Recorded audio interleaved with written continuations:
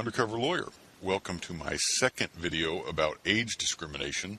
This one focusing on age discrimination in company layoffs.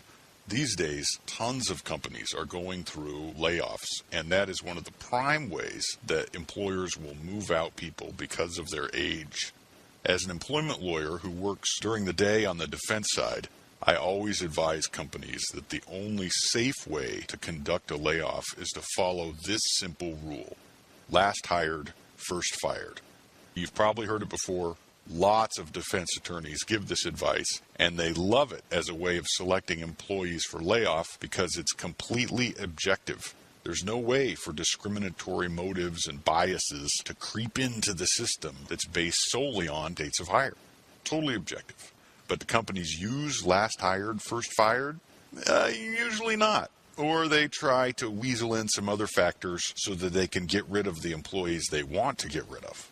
Sometimes cuts are spread amongst various departments.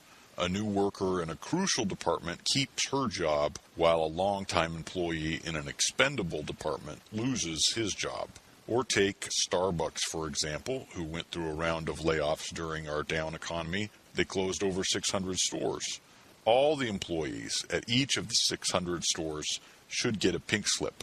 But the CEO, Howard Schultz, has said it will try to find work at its other stores for as many of these employees as possible. That's where Starbucks and other companies usually don't follow the last hired, first fired. Will the longest serving employees get the other jobs in other stores? Probably not.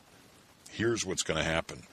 The job performance or the tenure of the employee is not really how they get their job at the new store. What happens is managers at new stores just hire who they like, and people tend to hire people who remind them of themselves. In other words, if you're doing some hiring, you're most likely to hire someone who reminds you of the person you like best, you. The corollary is that people do not hire or retain employees who do not remind them of themselves. So, if the reason that an employee does not remind the hiring manager of themselves has to do with a protected class, such as the employee is of a different age, different race, is disabled, different gender,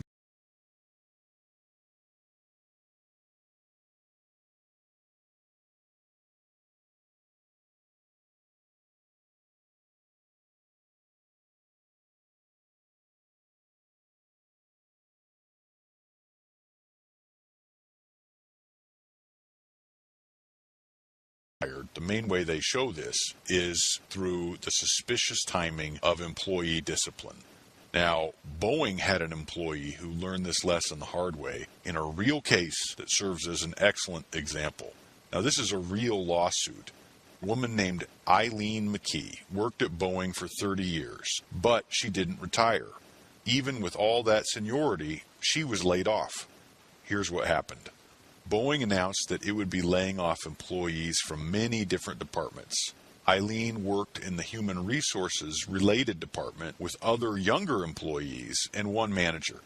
Eileen wasn't nervous about the layoffs because she had more seniority, 30 years, and also had a history of positive appraisals. At the same time Boeing announced the layoffs, the company also announced that it would use a new employee rating system to compare employees in comparable positions. The new system labeled Eileen and her coworker as comparable, even though their job duties didn't overlap. Her coworker was also female, but was 36 years old. Using the new rating system, Eileen's manager gave Eileen a score of 17 and her younger coworker a score of 39. So what happened? Who did Boeing lay off? Eileen. They retained the younger, less experienced coworker. So Eileen immediately filed a state law age discrimination claim, but she lost. However, she didn't give up. She filed an age discrimination lawsuit in federal court under the Age Discrimination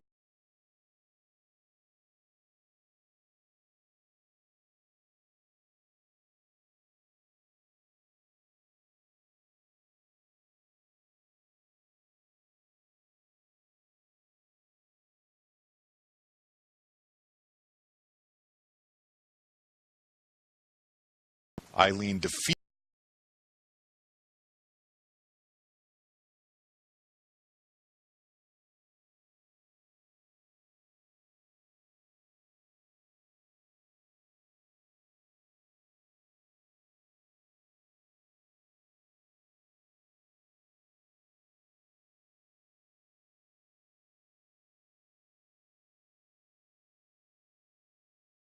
score of 17 on the new rating system. Less than a year before she got her poor rating, Eileen's same manager gave her a glowing performance appraisal. Suspiciously, the area in the glowing appraisal where Eileen scored the highest was at first included in the new rating system, but was then removed, so her total rating would be lower. Now, it was strange enough that the judge ruled that a jury could conclude that this change was done in order to give Eileen, the older worker, a lower score. The name of that case is Cotter, C-O-T-T-E-R, versus Boeing Company. You can come to my site if you want a link to it. So here's my takeaway tips for this video. 1.